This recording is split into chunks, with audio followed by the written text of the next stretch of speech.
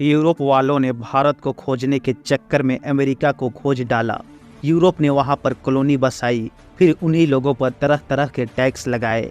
America में बसी लोग टैक्स और यूरोप की मनमानी से परेशान होकर टैक्स भरने से मना कर दिया। इंग्लैंड ने वहां सेना भेजी। अमेरिका के लोग ने एकजुट होकर ईंट का जवाब पत्थर से दिया और अमेरिका एक आज़ाद देश बन गया। अब बात करते हैं अमेरिका का दुनिया का सबसे बड़ी ताकत बनने का सफ़र। दूसरा विश्व युद्ध छिड़ गया था। सारी बड़ी ताकतें युद्ध में कूदने लगी, लेकिन अमेरिका साइड में हो लिया और बोला कि मैं युद्ध में भाग नहीं लूँगा।